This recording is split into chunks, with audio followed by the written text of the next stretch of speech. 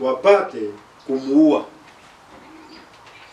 Sasa fikiri, wamemchukia Yesu, wamekataa ujumbe wake kabisa, na wakiangalia hana makosa, lazima watafute ushuhuda wa uongo. Basi hebu wakati tutakuwa tunahukumiwa ama tunashtakiwa, hiyo ni ushuhuda wa uongo unatumika. Wakisema niliiba, wao wanasema uongo, si ya kwamba kweli niliiba.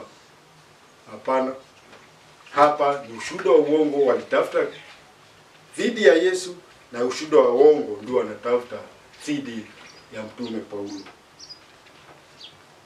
Ya 4, kukamatwa.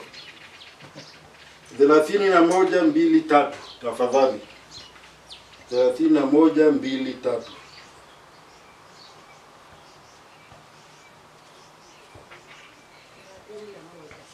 Na walipokuwa wakitafuta njia ya kumuua, habari zikamfikia jemadari wa kikosi ya kwamba Yerusalemu imechafuka mji mzima. Mara akatoa askari na makida, akawashukia mbio.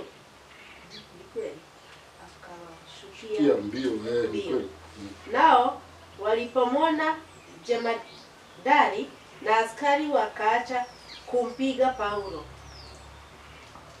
Kisha jemadari akakaribia, akamshika, akaamuru afungwe kwa minyororo miwili. Akauliza, nani huyu tena amefanya nini? Basi tufike hapo. Sasa ni vurugu kabisa, ni vita, ni machafuko, kumechafuka Wanataka kumuua wenyewe. Wameamua watamuua. Lakini tunaambiwa wakitoa nje wamuue, habari zikafikia kamanda wa kikosi cha jeshi.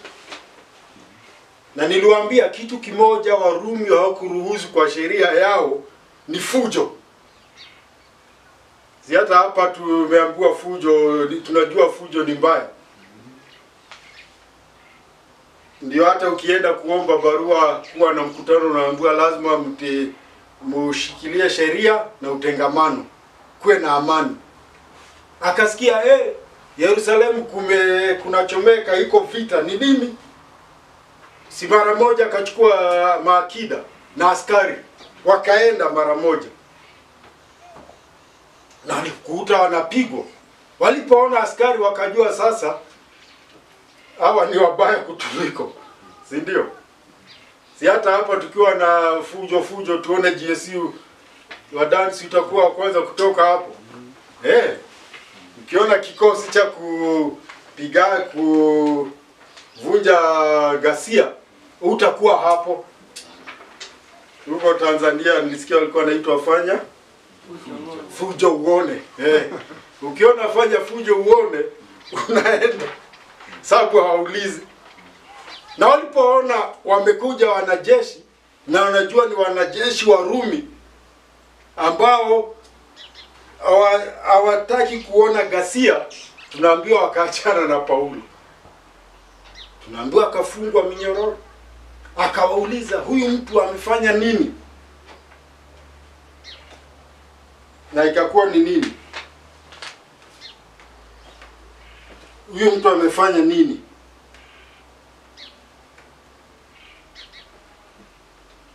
Wakasema hapana, huyu mtu aondolewe, atolewe, huyu mtu ni mtu, atolewe, aende, atolewe, hatumtaki. Na hivyo ndivyo somo tunaliona lingine funzo katika Luka 23:21.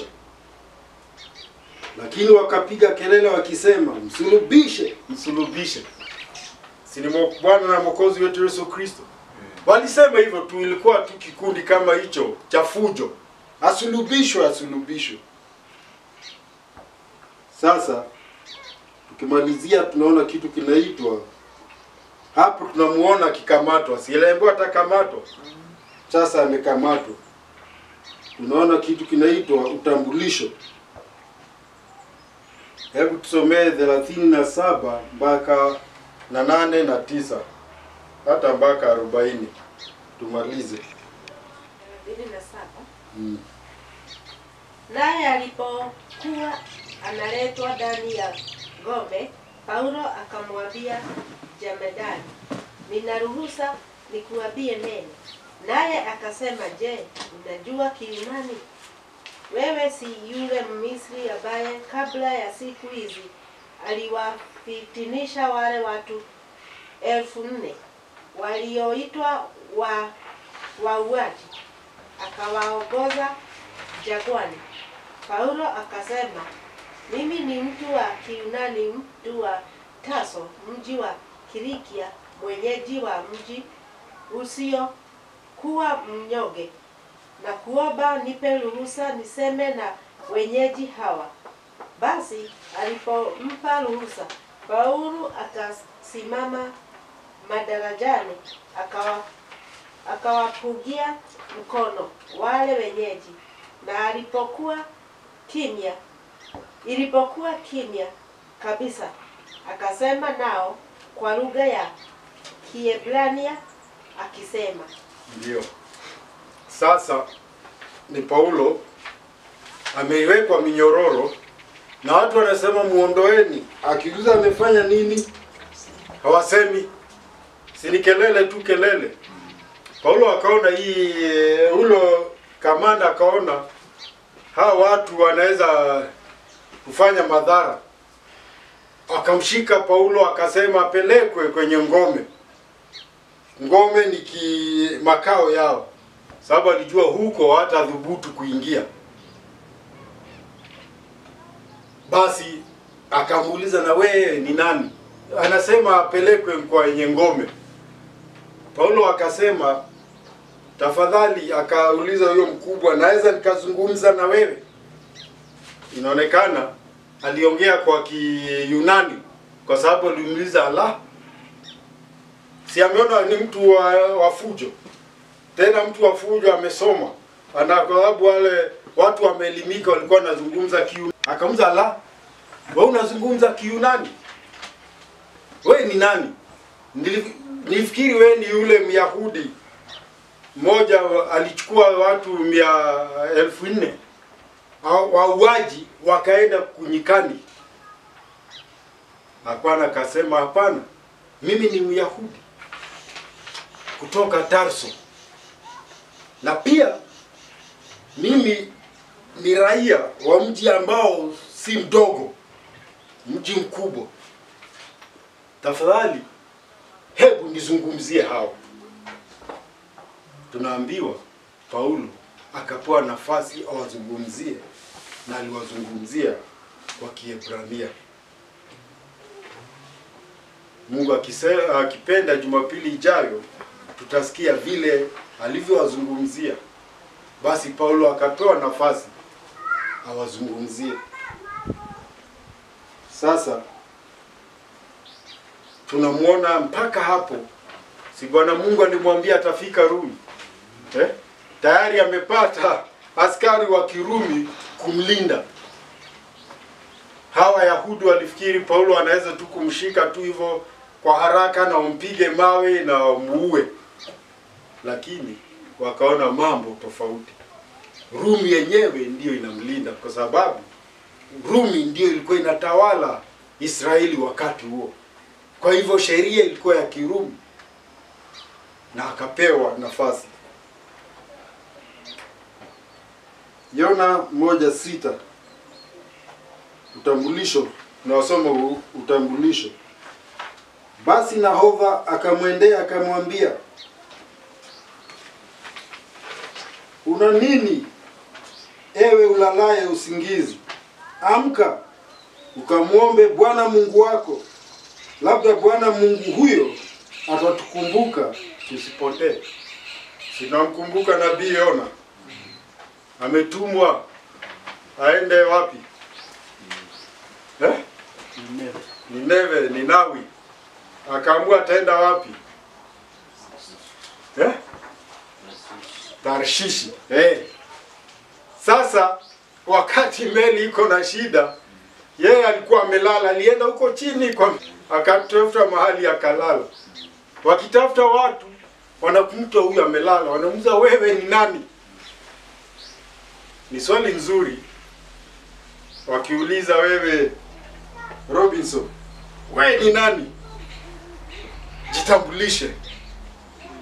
Na Yona ilibidi ajitambulishe. Akasema yeye ni Myahudi, nini akapelea. Na yeye Paulo anasema yeye ni nani? Lakini katika hayo yote, hiyo sio muhimu kule ametoka. Kuwa Myahudi sio muhimu. Yeye alijua mpaka hapo sio Wayahudi wake umemleta. Ni kusudi la Bwana Mungu. Akasema ni hata mji ambao nimetoka ni mji ambao si mdogo.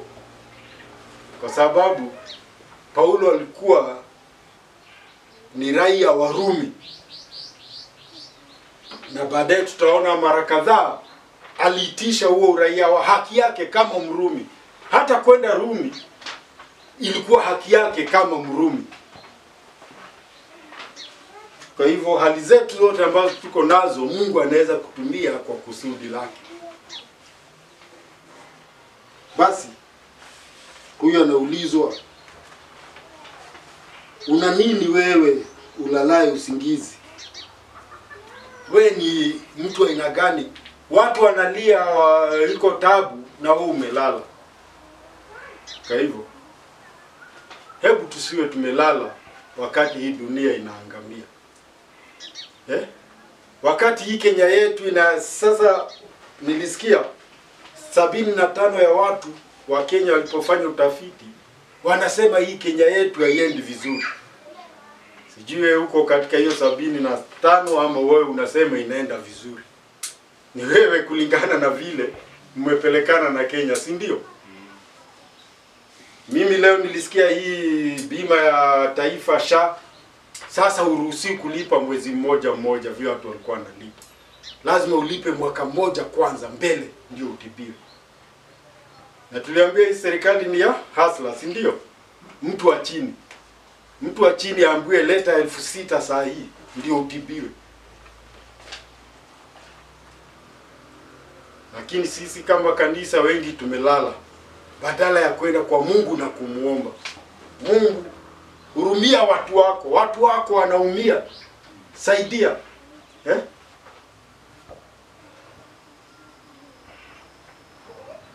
Si tunakumbuka mtu anaitwa Danieli.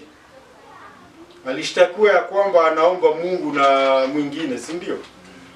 Lakini tunaambiwa ya kwamba tangu mbeleni hiyo ilikuwa desturi yake. Lazima angeomba mara ngapi? Kama ameelekea wapi? Nini ilikuwa Yerusalemu? Wale mmesoma, tulisoma na nyinyi Biblia. Hekalu. Hata kama lilikuwa limebomolewa, huo ulikuwa mji wa nani? Wa Mungu. Alikuwa kila wakati mara 3 lazima aombe, afielekeza macho yake huko. Sasa sisi si tuna hiyo nafasi. Tunapoomba tunaenda kwa Mungu.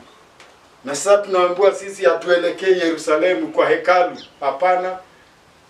Tunaambiwa sisi tunaelekea madhabahu ya mbinguni. Madhabahu ambayo Yesu Kristo alipeleka damu yake. Hapo ndipo alipeleka damu yake. Si damu ya ndama, si damu ya nini? Ya mwana kondoo. Alipeleka damu yake kwenye madhabahu ya juu. Sisi tuna hiyo nafasi. Kwa sababu tumeambiwa sisi sote ni makuhani. Tunaweza wewe Robinson hata kiwa huko Gatundu unachukua Kenya unaipeleka huko kwa wao madhabahu. Amen. Unaambia mambo yako hivi, Mungu jionyeshe. Ile shule nimekuwa mwenyekiti. Ile pesa inapewa, shule inapewa pesa kidogo. Hata nikasikia kuna shule ilipewa shilingi 8. Wewe fikiri, huyo mtu anatuma shilingi 8 kwa shule, kichwa yake ni mzuri? ama ni mwenda wazimu? Shilingi 38, shule ingine inatumia shilingi 38. Zifanye nini? Kazi. Sisi Paulo alijua utambulisho wake ni zaidi ya haya ya huku. Hawa anamuona Yahudi, huyu mkamanda nafikiri ni mkora, ni mtu ni mwasi, anamwambia hapana, mimi ni Myahudi. Lakini siko hapa kama Myahudi, niko hapa kwa sababu ya ujumbe wa Yehova Bwana Mungu. Amen. Hebu tujione hivyo kila wakati. Amen. Amen.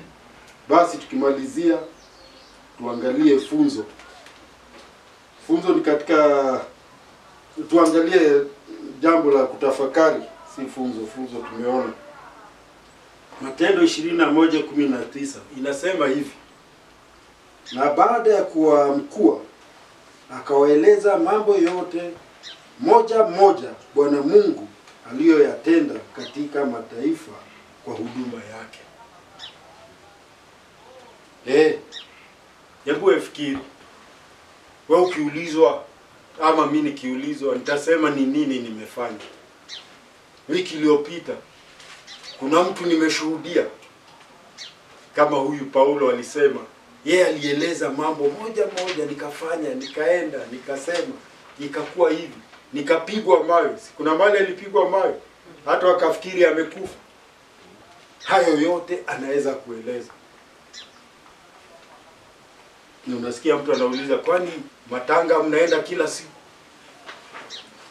Huyo mtu kama ni mimi ningemuuliza, wewe wakati itakuwa kwako na siombi iwe kwako, utataka tuje siku ngapi kwa wiki? Wazo kuu, Matendo 21:36. Maana kundi kubwa la watu wakamfuata wakipiga kelele na kusema, muondoe huyu.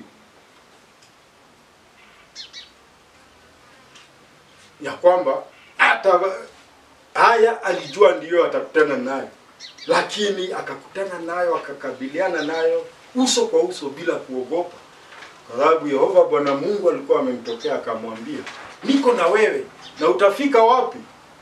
Rumi. Kwa hivyo kabla afike Rumi, mengine tu ni mambo, kusudi lake ni kufika Rumi.